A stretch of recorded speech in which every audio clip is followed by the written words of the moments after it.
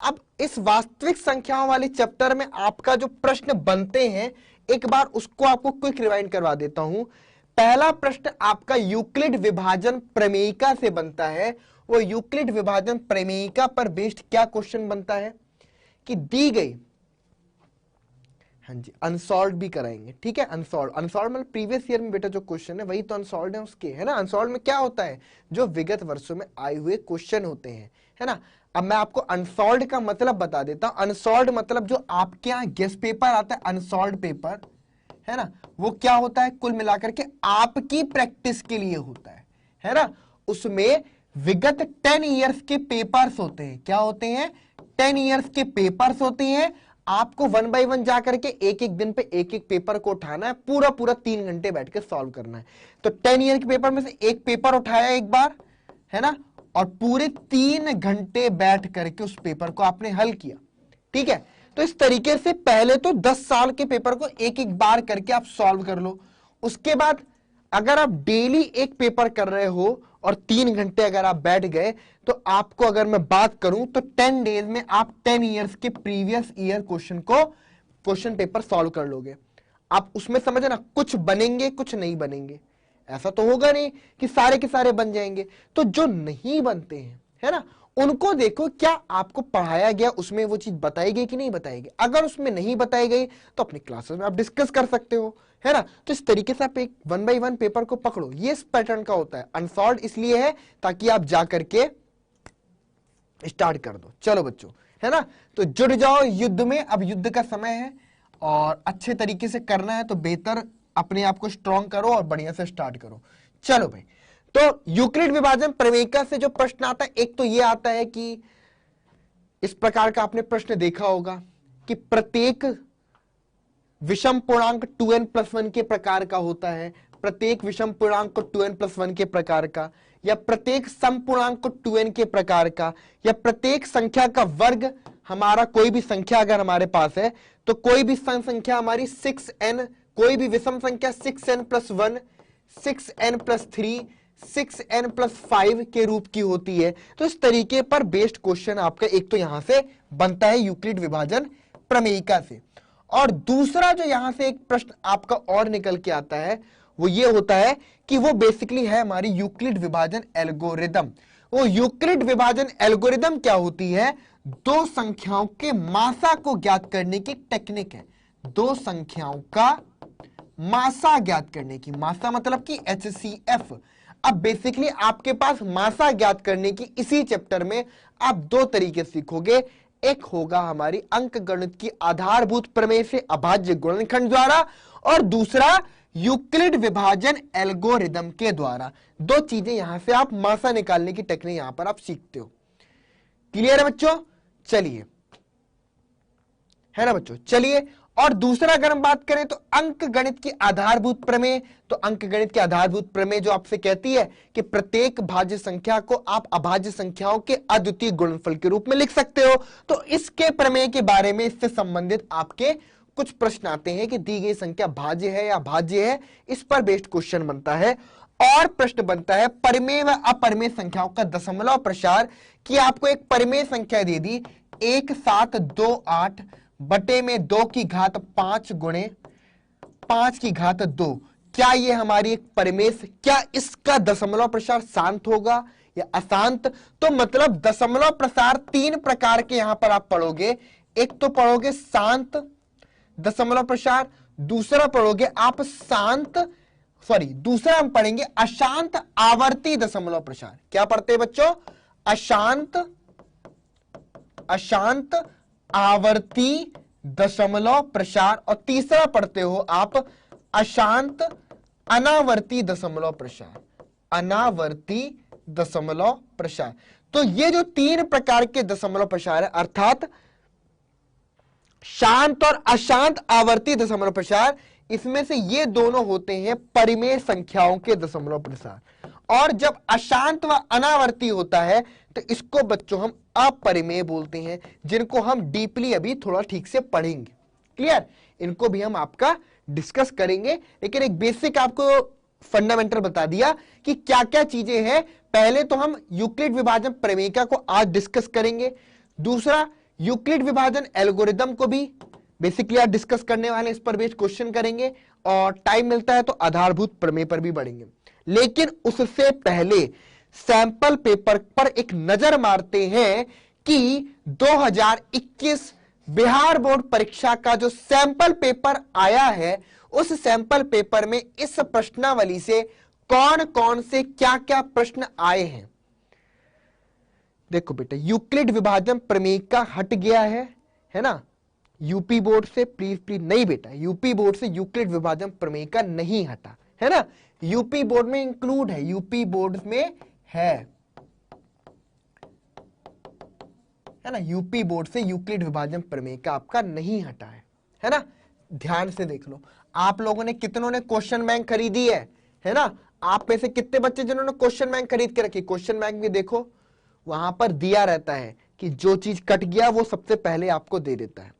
हाँ जी बेटा, बेटा बोर्ड्स के, आपके बोर्ड के भी क्वेश्चन कराएंगे, लेकिन पहले काम करते हैं जिनकी परीक्षाएं पहले हैं उनके पहले करा देते हैं। जब आपकी परीक्षाएं नजदीक आएंगी तो आपके बोर्ड के स्पेशल क्वेश्चन, देखो जो भी क्वेश्चन हम डिस्कस करेंगे वो हर बोर्ड के लिए इंपॉर्टेंट है, ये बात तो आपको जाननी होगी, समझनी होगी, क्योंकि इंपॉर्टेंट सबके लिए इंपॉर्टेंट होता है। ऐसा नहीं हो सकता कि एक के लिए इंपॉर्टेंट दूसरे के लिए नहीं, महत्वपूर्ण सब होते हैं। क्लियर?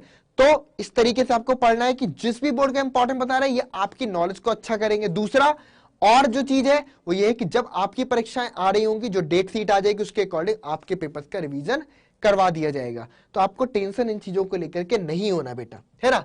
अब जैसे कि प्रश्न जो पूछे गए, बेसिकली क्या क्या पूछे गए हमारे, कि जैसे कि दे दिया कि 92/115 का सरलतम रूप। अब मुझे बताओ कि 92/115 का सरलतम रूप क्या होगा, जल्दी से निकाल के बताओ इसका सरलतम रूप। सरलतम रूप इसका क्या होगा, जल्दी से बताओ, करो जल्दी से। आप इसके गुणनखंड करो 92 के, तो कितना आ जाएगा, 2 से भाग दोगे तो 92 के गुणनखंड कर लो, अभाज्य गुणनखंड, तो आ जाएगा 2 चक्के 8, 2 छंग 12, ठीक है, ठीक, और 46/1। इसी प्रकार 115 का अगर आप करते हो तो कितना आएगा, 5 से किया, 5 दूनी 10 हो गया, ठीक है, 5 दूनी 10 और 11, 5 तिक 15, फिर 23 से किया तो हमारा 1 आ गया। तो कुल मिलाकर के अगर हम देखें तो 2 से इसको एक बार और काट सकते हो, तो एक बार और काट लो तो आपको और ज्यादा विभाजन हो जाएगा। 2 से काटा तो यहां पर आया 2 चक्को 8, 2 छंग 12, फिर 2 से किया, 2 दूनी 4, फिर 2 तिहाई 6 और फिर 1, तो इसके गुणनखंड हुए 2 गुणे 2 और फिर ये हो गया 23/1। क्लियर? इसके गुणनखंड क्या हो गए बच्चों, 2 गुणे 2 गुणे 23, और हर के गुणनखंड क्या हो गए बच्चों, 5 गुणे में आपका 23, तो 23 से 23 कैंसिल, तो 4/5, तो विकल्प नंबर 20 का राइट आंसर होगा। ठीक है बच्चों, 4/5 विकल्प नंबर 20 का हमारा राइट आंसर होगा। बेसिक सा क्वेश्चन है कि 92/115 को सरलतम रूप में बांटो, तो बस एक संख्या ढूंढो कि 23 से आप विभाजित कर दो, तो 23 चौके 52 और 23 पंजे 115। अगर पहाड़ा याद है तो डायरेक्ट कर लो, जैसे कि मुझे नहीं याद था तो मैंने इस तरीके से कर दिया। क्लियर है? चलो बच्चों, है ना, तो इस तरीके से आप यहां पर सरलतम रूप में इसको व्यक्त कर सकते हो। अगला प्रश्न क्या है कि 2 परिमेय संख्याओं के बीच अधिकतम कितनी परिमेय संख्याएं हो सकती हैं। यह दूसरा प्रश्न जो सैंपल पेपर में पूछा गया था, क्या है आप बताइए कौन सा विकल्प सही होगा कि 2 परिमेय संख्याओं के बीच में अधिकतम कितनी परिमेय संख्याएं हो सकती हैं। जल्दी से बताओ इसका उत्तर, जल्दी से बताओ बच्चों कि 2 परिमेय संख्याओं के बीच अधिकतम कितनी परिमेय संख्याएं हो सकती हैं। जैसे कि अंजलि का उत्तर आया अनंत, और बिल्कुल सही है, बिल्कुल सही है कि बच्चों 2 परिमेय संख्याओं के बीच अब अनगिनत अपरिमित रूप से अनेक आप परिमेय संख्याएं ज्ञात कर सकते हो। ठीक है बच्चों, चलिए अगले प्रश्न पे आ जाओ कि निम्नलिखित में से किसका दशमलव प्रसार शांत है। किसका दशमलव प्रसार शांत है, आप बताओ। आपको याद है कि कैसे हम देखते हैं कि दशमलव प्रसार शांत होगा या अशांत होगा, किस आधार पर देखते हैं, अगर याद है तो आप बताइए कौन सा सही विकल्प है उसका। जल्दी से बताओ बच्चों, कौन सा विकल्प इसका सही होगा?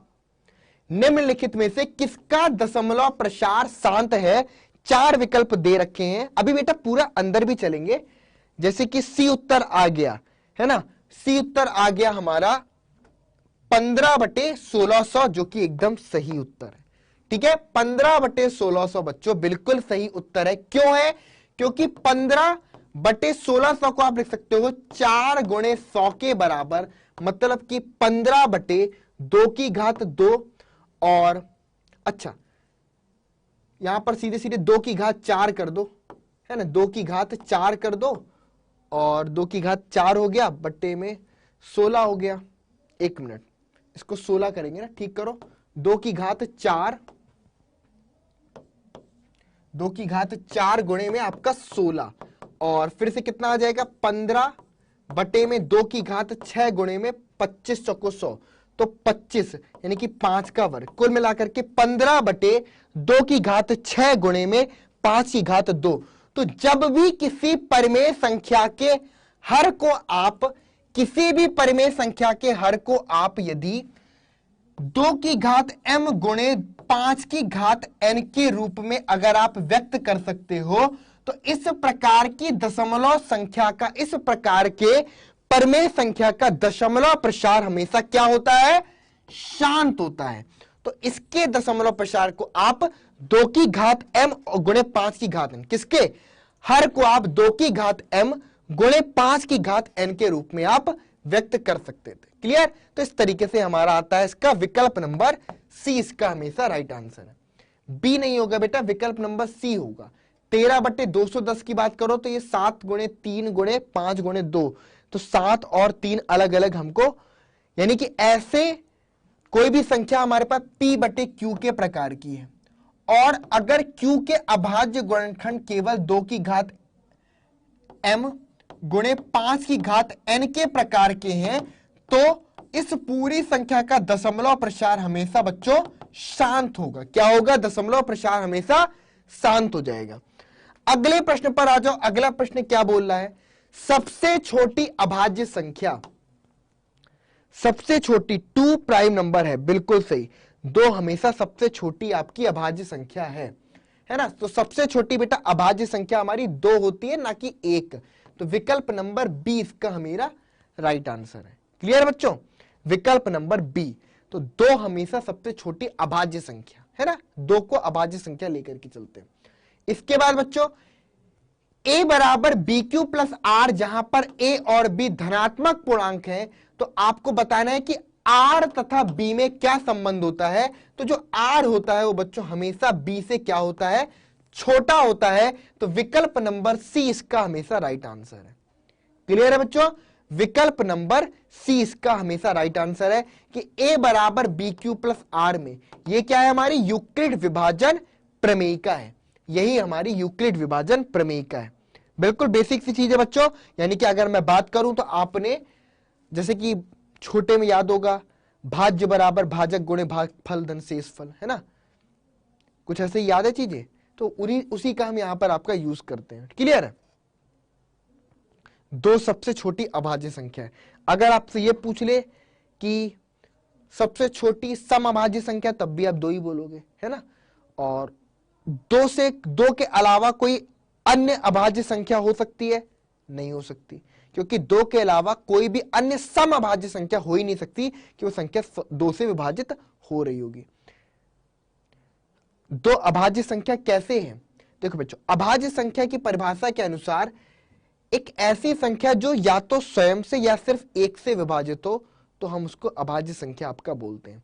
तो 2 खुद से विभाजित होगी और 1 से, इसके अलावा किसी से नहीं, है ना। अब आप कहोगे 1 को, तो बेटे 1 को अभाज्य संख्या नहीं लेते हैं। ठीक है, चलो। इसके बाद निम्नलिखित में से कौन सी परिमेय संख्या है? निम्नलिखित में से कौन सी परिमेय संख्या है? बच्चों कौन सी परिमेय संख्या आपको दिख रही है? जल्दी से बताओ।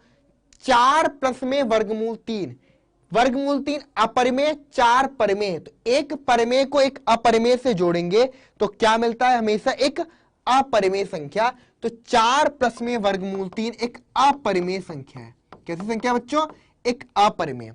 वर्गमूल 7 ये भी कैसी है? एक अपरिमेय संख्या है, क्योंकि एक अपूर्ण वर्ग संख्या का वर्गमूल है। वर्गमूल 8, ये भी हमारी क्या हो गई, एक अपरिमेय संख्या हो गई, ये भी अपरिमेय है। लेकिन वह 6 वर्गमूल 5 बटे में वर्गमूल 5 में वर्गमूल 5 कैंसिल, तो 6 आया, ये एक परिमेय संख्या है। ये क्या बच्चों, एक परिमेय संख्या। तो विकल्प नंबर डी इसका हमेशा राइट आंसर है। क्लियर, कौन सा आंसर करेक्ट है बच्चों, विकल्प नंबर डी इसका राइट आंसर है। इसी तरीके से अगले प्रश्न पे आ जाओ, निम्नलिखित में से कौन सी अपरिमेय संख्या है, तो वर्गमूल 196 बराबर हो गया 14, वर्गमूल 289 बराबर हो गया 17, वर्गमूल 121 बराबर हो गया 11, और वर्गमूल 27 कितना हो गया भाई, वर्गमूल 27 हो गया आपका 3 वर्गमूल 3 के बराबर, जो कि अपरिमेय है। क्या है, अपरिमेय है। क्लियर है, तो इस तरीके से हमारा विकल्प नंबर सी इसका राइट आंसर है कि कौन अपरिमेय संख्या है। क्लियर है, कौन सी अपरिमेय संख्या है, विकल्प नंबर सी हमारी अपरिमेय संख्या है ना। अभी एक बार पेपर का डिस्कस कर लेते हैं, जो भी प्रश्न पूछे गए हैं बहुविकल्पी इतने सिंपल है, इजिली आंसर कर पा रहे हैं, है ना। आगे पर जाकर के अभी और अच्छे से क्वेश्चन को करेंगे। क्लियर है, चलिए इसके बाद देखो 0.5 बार का दशमलव प्रसार क्या होगा, जल्दी से बताओ। 0.5 बार का दशमलव प्रसार, कुल मिलाकर के यहां पर क्या है, 0.5 बार मतलब x हो गया, ठीक है। अब अगर इसमें मैं 10 का गुणा करूंगा तो 5.5 बार बराबर 10x हो गया। समीकरण 1 और समीकरण 2 से 1 को आपने घटाया तो कितना आया, ये आया हमारा 5 बराबर 9x के बराबर, तो x बराबर 5/9। तो विकल्प कौन सा सही हो जाएगा, विकल्प नंबर ए इसका राइट आंसर है। क्लियर, कि 0.5 बार का दशमलव प्रसार, सॉरी परिमेय संख्या के रूप में व्यक्त करो p/q के रूप में, तो 5/9 के बराबर होगा। दशमलव प्रसार तो ये हमारा अशांत आवर्ती है। ये दशमलव प्रसार कैसा होगा बच्चों, ये लिखा हुआ 0.5555555 बढ़ते चले जाओ, और अपरिमित रूप से अशांत लेकिन आवर्ती दशमलव प्रसार है। ठीक है बच्चों, ठीक है, तो ये हमारा इसका उत्तर हो गया। वर्गमूल 7 कैसी संख्या है भाई, जल्दी से बताओ, वर्गमूल 7 कैसी संख्या है, एक अपरिमेय संख्या। अभी ऊपर भी इसी पर बेस्ड आया था। अब बताओ क्या बोलोगे कि एक ही सैंपल पेपर में एक ही क्वेश्चन पर बेस्ड आ गया, है ना। चलो, क्या समझ में नहीं आया बच्चों, जल्दी से बताओ क्या समझ में नहीं आ रहा। अभी तो इस पर और डीपली डिस्कस करेंगे, कैसे व्यक्त करते हैं, तो एक नहीं दो नहीं अलग अलग प्रकार के प्रश्नों को भी हम यहां पर डिस्कस करेंगे आपका। ठीक है बच्चों, चलिए नीचे पर आ जाओ। अगला प्रश्न क्या है हमारा, 28 तथा 72 का मासा क्या होगा, 28/72 का मासा। अब इसी चैप्टर में आप मासा निकालने की 2 विधियां पढ़ोगे। एक विधि तो आप पढ़ोगे कौन सी, यूक्लिड विभाजन एल्गोरिदम, यूक्लिड विभाजन एल्गोरिदम, क्लियर। और दूसरी पढ़ोगे आप अभाज्य गुणनखंड द्वारा, है ना। और ज्यादा आसान आपको कौन सी लगती है बेसिकली, जल्दी बताइए। ज्यादा आसान आप किसको बोलते हो, अभाज्य गुणनखंड, लेकिन यूक्लिड विभाजन भी आसान ही है बेटा, है ना। ध्यान से देखो, 72 को आप क्या लिख सकते हो, अगर आप देखो तो 28 दूनी कितना होगा, 28 दूनी 8 दूनी 16, यानी कि 2 गुणे 28 लिख सकते हो। तो 8 दूनी 16, 2 दूनी 4, यानी कि 8 दूनी 16 हो गया, 2 दूनी 4 1 5 56। तो 72 में से आपने 56 को घटाया तो 12 में से 6 का 6 आया, यहां पर आया प्लस में 16। क्लियर, आगे बढ़ते हैं, वापस से आया तो यहां पर आ जाएगा 28 बराबर 16 गुणे 1, फिर इसके बाद कितना आ जाएगा, 28 में से 16 आपने घटाया, प्लस में आ जाएगा हमको 12। ठीक है, वापस से आ गए तो 16 बराबर क्या हो जाएगा, 12 गुणे 1 प्लस में हमारा किसके 4 के बराबर, फिर वापस से आ जाएंगे तो कितना आ जाएगा, 16 बराबर 1 मिनट, अच्छा 12 बराबर आएगा ना फिर बेटा, फिर यहां पर आएगा 12 बराबर 12 इक्वल टू 4 इंटू 3 प्लस में 0। तो जब शेषफल 0 बच गया तो हमारा जो मासा आया वो मासा क्या निकल के आ गया बच्चों, यानी कि अगर हम मासा की बात करें तो एचसीएफ आपका 4 निकल के आया। यानी कि HCF हमारा 4 होगा। ठीक है बच्चों, तो ऑप्शन नंबर सी इसका राइट आंसर है। चाहो तो आप इसको किससे कर सकते हो, अभाज्य गुणनखंड द्वारा भी कर सकते हो। क्लियर है, इसी प्रश्न को आप बच्चों अभाज्य गुणनखंड द्वारा भी कर सकते हैं। अभी सब कुछ निकालना और अच्छे से सीखेंगे, ऐसा भी नहीं है कि मैं आपको डायरेक्ट यहां पर बता दिया तो दोबारा नहीं बताने वाला हूं, है ना बच्चों। पेपर तो बहुत इजी है, बिल्कुल सिंपल सा क्वेश्चन है, जल्दी जल्दी खत्म करके आ सकते हो, है ना। चलो हाँ जी बेटा, ऐसे भी कर सकते हो, ऐसे भी कर सकते हो, जैसे चाहो, है ना, उससे फर्क नहीं पड़ता, ऐसे भी सही कर सकते हो। चलो अगला क्या है भाई, वर्गमूल 2 का वर्ग माइनस का 2। अगर मैं वर्गमूल 2 का वर्ग करूंगा तो कितना आएगा, 2 आएगा, और 2 में से 2 घटाओगे तो कितना आएगा, 0 आएगा। तो विकल्प नंबर बी राइट आंसर है। क्लियर, कौन सा विकल्प सही हो गया, विकल्प नंबर बी मतलब कि 0। इसके बाद जो आपके सॉल्ट आंसर टाइप क्वेश्चन है वो क्या है कि 72 और 120 का लासा अभाज्य गुणनखंड विधि द्वारा, आपसे बोला कि अभाज्य गुणनखंड विधि द्वारा करो, तो अभाज्य गुणनखंड विधि लगाई आपने, 72 के अभाज्य गुणनखंड की कितना आ जाएगा, 2 तिहाई 6, 2 छंग 12, 2 एक कम 2, 2 अठे 16, 2 नाम 18, 3 तिहाई 9, 3 एक कम 3, तो कितना आ गया, 2 गुणे 2 गुणे 2 गुणे में 3 गुणे 3। ठीक है बच्चों, तो कितना आ गया, 9 अठे 72। इसी प्रकार 120 के गुणनखंड आपने कर लिए, तो 2 छंग 12, 2 तिहाई 6, फिर 2 एक कम 2, 2 पंजे 10, फिर 3 पचे 15 और 5 एकम 5। तो यहां से आ गया आपको 2 गुणे 2 गुणे 2 गुणे 3 गुणे 5। तो मासा की अगर हम बात करें तो इसका मासा HCF क्या हो जाएगा, जो भी उभयनिष्ठ गुणनखंड है, मतलब 2 गुणे 2 गुणे 2 और 1 3 आपका, तो मतलब मासा हमारा कितना आया बच्चों, मासा आया हमारा 8 गुणे 3 मतलब कि 24। मतलब कि मासा कितना आ गया, 72 और 120 का मासा हमको आ गया 24 के बराबर। कितना आ गया बच्चों, 24 के बराबर। MP बोर्ड का पेपर बेटा आपको कराएंगे, बात के कराएंगे, है ना। पहले ये एक एक सैंपल पेपर 1 बाय 1 चलेगा धीरे धीरे, है ना। चलो ओके बेटा, लासा पूछा है, अच्छा अच्छा मासा निकाल दिया, बहुत बढ़िया।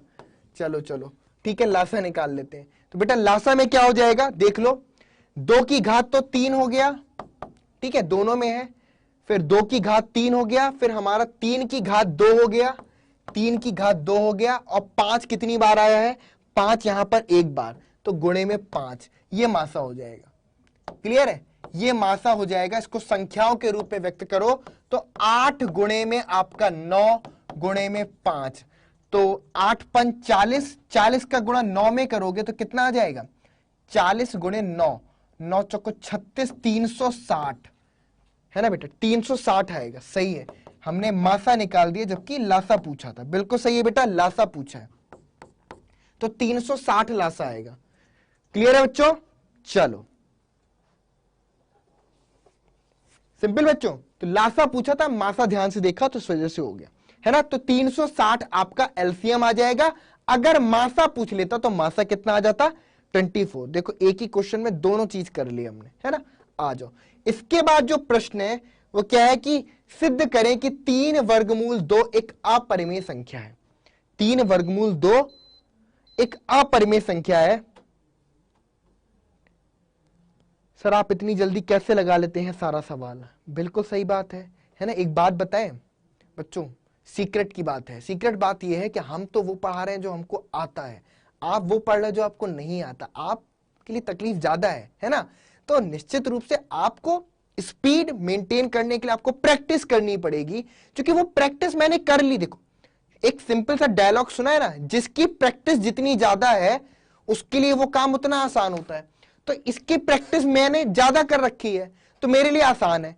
आपने जिस दिन प्रैक्टिस मुझसे ज्यादा कर ली तो आपकी स्पीड मुझसे ज्यादा तेज होगी, है ना। और फिर किसी ने आपसे ज्यादा प्रैक्टिस कर ली कि तो उसकी स्पीड आपसे भी ज्यादा हो जाएगी, है ना बच्चों। तो जिसने जितनी ज्यादा प्रैक्टिस कर ली वो उतना ज्यादा उस चीज से फैमिलियर हो जाता है। बस इतना सा खेल है और कुछ भी नहीं है। ऐसा नहीं है कि कोई बहुत तेजी से हाथ वाथ चल रहे हैं, हमारे सब नॉर्मल है ना बच्चों। तो ये हमारा इस तरीके से निकल के आ जाता है। हाँ जी बेटा, लासा 112 बेटा कैसे आ रहा है, कुछ मिस हो गया क्या यहाँ पे, देख लो कुछ मिस हुआ क्या यहाँ पे। 72 का करोगे तो कितना आया, 2 की घात 3 गुणे 3 की घात 2, यही आया, सिंपल, इक्वल टू 72। और नीचे पर इसका करा कितना आ गया आपको, 5 15, 15 गुणे 8 15, तो ये हमारा कितना हो गया, 2 की घात 3 गुणे 5। तो मासा एलसीएम कितना आ जाएगा भाई, 2 की घात 3, 3 की घात 2 गुणे 5, तो 2 की घात 3 हो गया हमारा 8 के बराबर, 3 की घात 2 गुणे 9 और 5 8 पन 40, 9 चौको 36, 360 ही आएगा बेटा, ठीक करो, है ना, 360 ही आएगा, ठीक करो उसको। अच्छा अगला नीचे वाला बोल रहे हो क्या, 16 28 का लासा 112 है तो इनका मासा ज्ञात करिए। ओके ओके ओके, हाँ जी बेटा, यहां पर एक सूत्र का प्रयोग करते हैं, वो क्या है हमारा, कि लासा गुणे में जो मासा होता है बेटा, लासा गुणे में मासा किसके बराबर होता है, संख्याओं के गुणनफल के, संख्याओं के, दो संख्याओं का, यहां पर पूरा लिखो, दो संख्याओं का जो लासा गुणे मासा होता है वो संख्याओं के गुणनफल के बराबर होता है, किसके, संख्याओं के गुणनफल के बराबर होता है। तो दो संख्याएं अगर 16 और 28 है और लासा 112 है तो मासा ज्ञात करना है बच्चों। तो लासा का मान 112, मासा हमको निकालना है और बराबर है संख्याओं का गुणनफल, मतलब कि 16 गुणे 28। कैलकुलेट करो क्या निकल के आ रहा है, तो यहां से मासा बराबर बच्चों क्या निकलेगा, 16 गुणे 28 बटे में 112। चलो तो यहां से कितना आ जाएगा बच्चों, यहां से आ जाएगा आपका 2 से विभाजित किया, 2 अठे 16 और 2 पंजे 10, 2 छंग 12, तो 28 से काटा, 28 दूनी 56, तो यहां से 4 आया, तो HCF आपका 4 निकल के आया। क्लियर है, तो यहां से मासा आपको कितना निकल के आ गया बच्चों, 4। तो ऐसे आप मासा निकाल सकते हो। क्लियर है बच्चों, तो इस तरीके से आपका ये मॉडल पेपर अगर हम बात करें तो मॉडल पेपर में नंबर ऑफ क्वेश्चन की अगर आप बात करो तो बेसिकली आपके ऑब्जेक्टिव 1 2 3 4 5 6 7 और 8 9 10 11 ऑब्जेक्टिव क्वेश्चन बच्चों मॉडल पेपर में आपको दिए। कितने ऑब्जेक्टिव दिए, 11 इस चैप्टर से, और प्लस में आपको कितने डिस्क्रिप्टिव क्वेश्चन दिए, हम अगर बात करें तो 3 डिस्क्रिप्टिव क्वेश्चन दिए। ठीक है, तो अब आप रेशियो समझ सकते हो कि आपके लिए पेपर तो आसान होगा बच्चों, बस ये है कि आपने अच्छे तरीके से चैप्टर को ठीक से पढ़ रखा है ना। तो आपके लिए 3 वर्गमूल 2 वाला कर लो। अब वो बेटा थ्योरी है, उस थ्योरी को पूरा एक्सप्लेन करके आपको एक्सप्लेन करूंगा ठीक से, तो ज्यादा अच्छे से समझ में आएगा, है ना, क्योंकि अभी उसके पीछे आपको मैं ये बताऊंगा कि P बटे Q के रूप में तो एक एक प्रमेय होती है, उसका भी यहाँ पे प्रयोग करना है। क्लियर, तो उसको डिस्कस कर लेंगे। वैसे आप चाहो तो ऐसे भी कर सकते हो, है ना, वैसे ऐसे भी कर सकते हो कि संख्या हमारे पास कि सिद्ध कीजिए कि माना आपके पास जो 3 वर्गमूल 2 है, ये क्या है बच्चों, एक परिमेय संख्या P बटे Q के रूप की है। ठीक है, मान लो एक बार को कि 3 वर्गमूल 2 बराबर है P बटे Q। क्लियर, अब अगर मैं बात करूं कि यदि 3 वर्गमूल 2 एक परिमेय संख्या है तो वर्गमूल 2 बराबर P बटे 2Q हो जाएगा। तो किसी परिमेय संख्या में आप एक संख्या से भाग देते हो तो ये संख्या तो परिमेय हो गई, ये तो परिमेय हो गई, लेकिन बायां पक्ष अपरिमेय है, अतः विरोधाभास उत्पन्न हो गया। अतः विरोधाभास उत्पन्न हो गया तो हम बोलेंगे कि यह संख्या बच्चों एक अपरिमेय संख्या है। हमने पहले मान के चले कि परिमेय है, फिर 3 को यहां पर, अच्छा 3 है यहां पर, 3 को बटे में ले आए तो P बटे 3Q, तो जो दायां पक्ष है वो तो एक परिमेय संख्या है, लेकिन वर्गमूल 2 एक अपरिमेय संख्या है, क्योंकि ऐसा कभी संभव नहीं है कि परिमेय संख्या एक अपरिमेय संख्या के बराबर हो, अर्थात हमारी अभिकल्पना या परिकल्पना गलत है ना, अर्थात हमारी परिकल्पना गलत है और दी गई संख्या हमारी एक अपरिमेय होगी। एक तरीका तो बेटा ये होता है। दूसरा तरीका है कि वर्गमूल 2 को भी आप ये मत बोलो कि अपरिमेय, उसको भी सिद्ध करके दिखाओ, तो उस तरीके से हम कर लेंगे आपका। ठीक है, तो ऐसे क्वेश्चन आपके यहां पर पूछे गए हैं। क्लियर है, समझ में आया? आप भी सैंपल पेपर उठाओ, क्वेश्चन को देखो, हर चैप्टर वाइज चैप्टर बढ़ो, धीरे धीरे सारे के सारे सैंपल पेपर के क्वेश्चन आपसे बनेंगे। क्लियर है? अपने अपने बोर्ड्स में जो भी आपको सैंपल पेपर आया है आप उठा करके उनको शुरू कर दो करना काम, है ना। अब इस इंतजार में अगर आप बैठते हो कि सर किसी दिन मेरा सैंपल पेपर उठाएंगे और उसी दिन मैं अपने सैंपल पेपर को देखूंगा, तो ये तो बेटा गलत करोगे आप अपने साथ और हमारे साथ भी, है ना। क्योंकि आपको इसलिए नहीं पढ़ाया गया सब कुछ कि आप बाद में भी हम पर डिपेंडेंट रहो। हम आपकी प्रैक्टिस कराएंगे टाइम टू टाइम, लेकिन आपको खुद की जिम्मेदारी रिस्पॉन्सिबिलिटी तो लेनी होगी। अगर आप खुद की रिस्पॉन्सिबिलिटी नहीं लोगे तो दूसरों की रिस्पॉन्सिबिलिटी आप अपने ऊपर कैसे लिखाओगे, है ना बच्चों। चलिए, चलो स्क्रीनशॉट लेना है बेटा, ले लो स्क्रीनशॉट ले लो।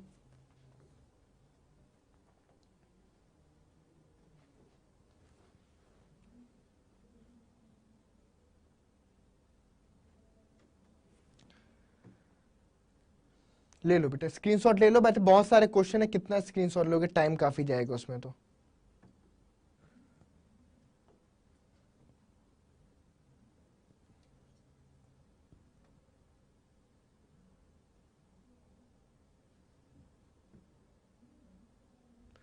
चलो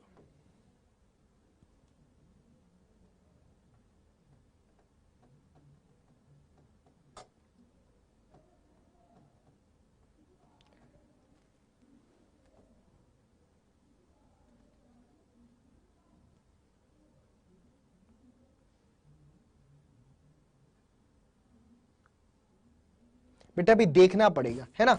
अभी यूपी बोर्ड का सैंपल पेपर देखना पड़ेगा कि उन्होंने अभी तक लॉन्च किया है या नहीं किया, है ना। अगर लॉन्च कर दिया होगा तो मैं तो क्लास में आपको ले आऊंगा, ठीक है। और जहां तक अगर नहीं आया होगा, है ना, अगर आया होता तो बच्चों आपसे मैं शेयर कर चुका होता। तो अगर सैंपल पेपर आपके पास नहीं है तो इसका मतलब परेशान नहीं होना, आप प्रीवियस क्वेश्चन को यानी कि प्रीवियस ईयर के जो क्वेश्चन है उसको आप सैंपल पेपर मान करके करो, ठीक है। वही आपके लिए सैंपल पेपर है। चलो एक बार देख लेंगे, वैसे आया नहीं है अभी तक मेरे ख्याल से यूपी बोर्ड वाला सैंपल पेपर।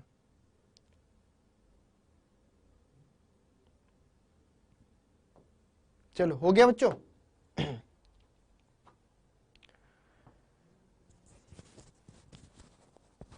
3 मल्टीप्लाई क्यों नहीं किया ऊपर वाले में, किसमें बेटा, कहां पर, किस जगह पर मल्टीप्लाई नहीं किया? 3 वर्गमूल 2 बेटा वो पक्षांतर करके फिर नीचे ले आए ना, उसको हर में ले आए आपका, है ना। चलिए चलिए कल प्री बोर्ड का पेपर है, अच्छे से करके आना बच्चों। 72 और 120 वाला, चलिए 72 और 120 वाले में क्या है, हाँ जी 3 का मल्टीप्लाई क्यों नहीं किया बेटा, सब किया उसमें। 2 की घात 3, 3 की घात 2, क्लियर। और नीचे पर आ जाओ 2 की घात 3 और 3 की घात 3 गुणे 5, ठीक है बेटा किया हुआ है, चेक करो वहां पर किया हुआ है आपका। चलो अब आगे बढ़ते हैं बच्चों। तो सबसे पहले जो हमको डिस्कस करना है वो है यूक्लिड विभाजन प्रमेय का। बेसिकली बच्चों यूक्लिड विभाजन प्रमेय का क्या है, जो आप बेसिक तरीके से अगर मैं बात करूं तो अगर मैं आपसे पूछूं कि जरा 3 का भाग आप जब 7 में देते हो, 3 का भाग जरा 7 में दो तो क्या आएगा। 3 को 7 से अगर आपको भाग देना है तो 2 बार में आपने भाग दिया तो 3 दूनी 6, बचे में 1 आपको क्या मिलता है, शेषफल। तो यहां पर क्या होता है, 3 हमारा क्या होता है बच्चों, भाजक होता है। 3 क्या कहलाता है, भाजक कहलाता है। 7 क्या होता है हमारा, भाज्य कहलाता है। 2 क्या होता है हमारा, भागफल कहलाता है बच्चों, भागफल। और 1 क्या कहलाता है हमारा, शेषफल कहलाता है। क्लियर। तो जिस प्रकार से अगर आप यहां पर ध्यान से देखो तो जो हमारा भाज्य है, जो हमारा भाज्य है वो क्या है, भाज्य हमारा भाजक गुणे भागफल, भागफल और प्लस में शेषफल के बराबर होता है। ठीक है बच्चों। तो ये जो कॉन्सेप्ट आपने बचपन में पढ़ा था कि जो भाज्य होता है, भाज्य बराबर भाजक गुणे भागफल प्लस शेषफल, वास्तव में यही कॉन्सेप्ट आपका ये है। जिसको हम जानते हैं किसके नाम से बच्चों? यूक्लिड विभाजन प्रमेयिका के नाम से। ठीक है बच्चों, ठीक है, यूक्लिड विभाजन प्रमेयिका के नाम से जानते हैं। हाँ जी बेटा, रूट 3 एक अपरिमेय संख्या डिस्कस करेंगे, लेकिन बेटा आज की क्लास में नहीं करेंगे, ठीक है, वो आज की क्लास में डिस्कस नहीं होगा। कल आपका इन सब चीजों पर कैसे प्रूफ करना है आपको, ये कल पूरी क्लास में आपका यही डिस्कस होने वाला है ना। तो एक दिन का आपको करो। देखो, तो भाज्य बराबर भाजक गुणे भागफल प्लस शेषफल, तो वास्तव में यही जो जिसको आप एक दीर्घ विभाजन प्रक्रिया के रूप में जानते हो, वही एक कॉन्सेप्ट हम दो नंबर्स के लिए अप्लाई कर रहे हैं कि अगर हमारे पास दो धनात्मक पूर्णांक a और b हैं दिए रहने पर, एक अद्वितीय संख्या q और r इस प्रकार विद्यमान है कि a बराबर bq प्लस r के बराबर होता है। ठीक है बच्चों, आप मुझे कोई भी संख्या बोलो, दो संख्याएं आप बोलो मुझसे, कोई भी संख्या आप बोलो, आप में से मान लो कोई भी दो संख्याएं बोलो, छोटी सी बोलना, ज्यादा बड़ी बोलोगे तो कैलकुलेशन में दिक्कत नहीं हो, है ना। मान लो एक संख्या ले ली आपने 12 और एक संख्या ले ली आपने 37। क्लियर? एक संख्या बच्चों आपने क्या ले ली? 12 ले ली, एक संख्या आपने ले ली 37। ठीक है, हमने मान लिया दो धनात्मक पूर्णांक a, तो एक को हमने मान लिया बच्चों क्या? b। जो छोटी संख्या उसको हमेशा b मानते हैं और जो बड़ी संख्या उसको हमेशा a मानते हैं। तो अब आपको मैं दिखाऊंगा कि कैसे आप a और b को a equal to bq plus r के रूप में लिख सकते हो। तो 37 को अगर मैं बात करूं तो 37 को आप क्या लिख सकते हो? 12 गुणे 3, 12 चौबार 36 प्लस 1। तो यहां से आपने क्या देखा कि जो a है वो बराबर किसके है? bq प्लस में r के। तो यहां पर b बराबर आपका 12 हुआ, q का मान आपका 3 हुआ, r का मान आपका a 1 हुआ और a बराबर आपको 37। तो हमको q और r दो ऐसे नंबर आपके मिल जाते हैं। कोई भी दो संख्या आप उठाओ तो उसमें से एक छोटी संख्या को b मानो, बड़ी संख्या को a मानो, आप इस रूप में उनको व्यक्त कर सकते हो। क्लियर? a बराबर bq प्लस r के रूप में। क्लियर? वैसे बड़ी से छोटी में भी कर सकते हैं, उसमें भी कोई तकलीफ की बात नहीं है। मान लो उदाहरण के तौर पर हमने a को 12 मान लिया और b को 37 मान लिया, है ना, तब भी कर सकते हो। तो क्या हो जाएगा? 12 बराबर 37 गुणे 0 प्लस में 12 इस रूप में भी कर सकते हो बेटा। वैसे इसको फॉलो नहीं करते हम हमेशा क्या फॉलो करते हैं? जो हमेशा छोटी वाली संख्या है उसको b, बड़ी वाली को 37, तो वो ज्यादा आसानी तरीके से हम निकाल पाते हैं। ठीक है बच्चों, चलो, तो इस तरीके से हमारी ये होती यूक्लिड विभाजन प्रमेय का। अब अगर हम बात करें तो जो बेसिक क्वेश्चन सैंपल में आपसे पूछे गए हैं प्रीवियस ईयर में, वो किस प्रकार के प्रश्न है कि एक प्रश्न तो इससे आपका इस प्रकार का बनता है कि दर्शाइए कि कोई भी धनात्मक विषम पूर्णांक, कोई भी धनात्मक विषम पूर्णांक 6q प्लस 1, 6q प्लस 3 या 6q प्लस 5 के रूप का होता है ना। तो इस प्रकार का एक प्रश्न आपका परीक्षा में ऐसा पूछा गया भी है ना। और भी क्वेश्चन है जिनको हम आपका आगे की क्लास में डिस्कस करेंगे। तो बेसिकली अगर हम बात करें तो कोई भी धनात्मक विषम पूर्णांक अगर आपको 6q plus 1, 6q plus 3, 6q plus 5 के रूप का होता है, तो बेसिकली हम जानते हैं कि अगर a कोई वास्तविक संख्या है, a हमारा कोई अगर धनात्मक पूर्णांक है, सॉरी वास्तविक संख्या की बात कर रहे हैं, अगर बच्चों a कोई हमारे पास धनात्मक विषम पूर्णांक है, धनात्मक पूर्णांक है, और b एक संख्या है जो कि क्या है बच्चों? मान लो 6 है, तो निश्चित रूप से हम क्या लिख सकते हैं? a को हम किस रूप में लिख सकते हैं? 6q प्लस r के रूप में लिख सकते हैं, जहां पर जो r होगा वो मेरा 0 या 0 से बड़ा लेकिन 6 से छोटा होगा निश्चित रूप से। तो कुल मिलाकर के a बराबर क्या क्या संभव है? 6q, या फिर a बराबर आपका 6q प्लस 1 के रूप का हो सकता है, या फिर a बराबर आपका 6q प्लस 2 के रूप का हो सकता है। इसी प्रकार आप देखो तो या फिर a बराबर आपका 6q प्लस 3 के रूप का हो सकता है। इसी प्रकार a बराबर अगर हम बात करें तो 6q प्लस 4 के रूप का हो सकता है, या फिर आखिरी में a बराबर आपका 6q प्लस 5 के रूप में। इतनी ए की आपकी संभावना, इतने प्रकार से ए को आपका संख्याओं में बदला जा सकता है। अभी बेटा परिमेय अपरिमेय संख्या आपको बताएंगे, ठीक है। परिमेय अपरिमेय संख्या क्या होती है इसको पूरा एक लेक्चर में कवर करेंगे, टेंशन की कोई बात नहीं है। बेटा रिवीजन में आप ये मत सोच के चलो कि एक दिन में सर को पूरा कंप्लीट करवाना है। आज बेसिकली सैंपल पेपर का क्वेश्चन का डिस्कशन होना था, इसलिए क्वेश्चन को मैं कम रखे हैं, नहीं तो अदरवाइज अलग अलग पोर्शन बाय पोर्शन हम चीजों को क्लियर करेंगे, परेशान होने की कोई बात नहीं है। क्लियर।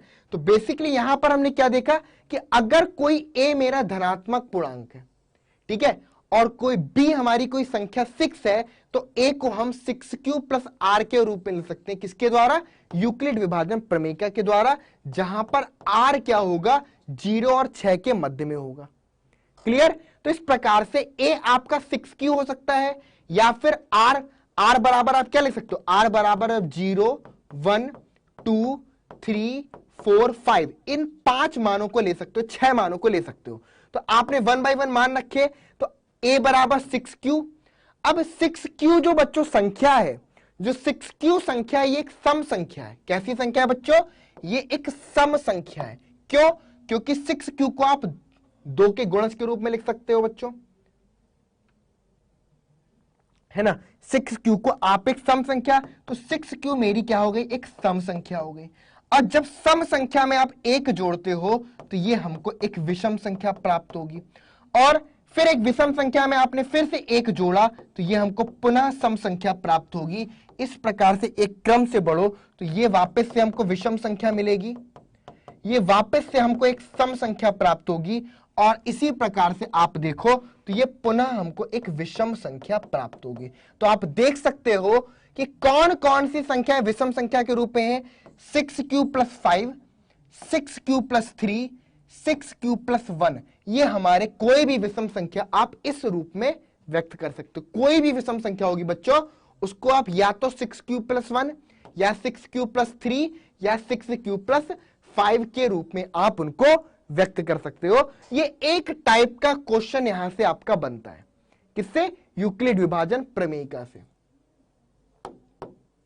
अब कई बोर्ड्स में मैंने ये देखा है कि यूक्लिड विभाजन प्रमेयिका को अभी जो 30% सिलेबस रिड्यूस हुआ है उसमें से हटा दिया गया है। ठीक है बच्चों, 30% सिलेबस में से हटाया गया है। तो जिनके में हटा दिया गया उनके लिए ये बात है कि यहां से मान लो जो प्रश्न मैंने अभी कराया ये हो सकता है कि नहीं आएगा आपके एग्जाम में, लेकिन लेकिन लेकिन जिनके जैसे कि यूपी बोर्ड में है तो बेटा यहां से प्रश्न आपका बनेगा। अब इसी पर बेस्ड जो और क्वेश्चन है वो क्या है कि जैसे कि किसी भी धनात्मक पूर्णांक के वर्ग को हम 3m प्लस 1 या 3m प्लस उस रूप में व्यक्त कर सकते हैं, घन को हम 9m प्लस 1 इस तरीके से व्यक्त कर सकते हैं। तो उन पर बेस्ड क्वेश्चन आपकी परीक्षा में पूछा जाता है बच्चों।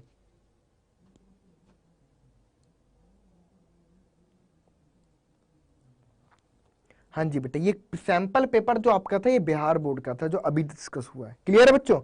चलिए, है ना। और इसके बाद अगर हम बात करें तो अगला जो प्रश्न बनता है कि भाई यूक्लिड विभाजन एल्गोरिदम का प्रयोग करके मासा निकालिए। तो अगर आपके परीक्षा में प्रश्न आ जाए कि यूक्लिड विभाजन एल्गोरिदम लिखा हुआ है स्पेशल, उसमें क्या लिखा हुआ है कि यूक्लिड विभाजन एल्गोरिदम का प्रयोग करिए और मासा निकालिए, तो आपको क्या करना है कुल मिलाकर के, जो संख्या हमारे पास छोटी है, जो संख्या हमारे पास छोटी है उसको क्या मान लो बच्चों? b मान लो। जो संख्या बड़ी है उसको a मान लो। तो यहां से अगर मैं बात करूं तो a बराबर आपने ले लिया 4025 को और b बराबर आपने ले लिया 1656 को। क्लियर? a बराबर 4025, b बराबर आपने 1656 को ले लिया। अब आपको करना क्या है? यूक्लिड विभाजन प्रमेयिका लगानी है। दो तरीके हैं करने के। क्या क्या तरीके हैं बच्चों? एक तरीका जैसे कि अभी एक बच्चे ने किया था भाग वाला चिन्ह लगा करके, वैसे भी कर सकते हो, या फिर आप इसको इस तरह से लिख सकते हो कि जो मेरा 4025 है वो किसके बराबर है। अगर आप देखो तो 1656, अगर इसमें आप 2 का गुणा करते हो, किसका गुणा करो? 2 का गुणा। तो 2 का गुणा करोगे तो कितना आ जाएगा भाई? देखो 2 छंग 12, यहां पर देखो 2 छंग 12, 2 पंजे 10 एक 11, 2 छंग 12 एक 13 और 2 एक कम 2 एक 3, 3312 आया। ठीक है बच्चों, चलिए अब इसमें जैसे आपने 1000, अब यहां पर अगर आप देखो तो 4025 से जब आप इसको घटाओगे तो कुल मिलाकर के शेषफल में क्या बचेगा? 5 में से 2 गए, आपको 3 आया, 2 में से 1 गए, 1 आया, 10 में से 3 गए, 7 आया, तो प्लस में 713 बचेगा। अब दूसरी प्रक्रिया में क्या करोगे? अब ये वाला पद हमारा क्या बन जाएगा? यहां पर 1656 और ये बन जाएगा हमारा आपका भाज्य, 713 बन जाएगा आपका भाजक। अब 713 को भाग दोगे कितनी बार में जाएगा? 2 बार में। चलो फिर से 2 बार में किया, कितना आया? 3 दूनी 6, 3 1 मिनट 2 तिहाई 6, 2 एकम 2 और 7 दूनी 14। अब इसको आपने 1 6 5 6 से घटाया तो ये 0 आया, 5 में से 2 गए 3 आया, 6 में से 4 गए 2 आया, तो प्लस में 230 बच गया। कितना बच गया बच्चों? प्लस में 230। अब क्या हो गया? अब ये आपका क्या बन गया? भाजक। ठीक है,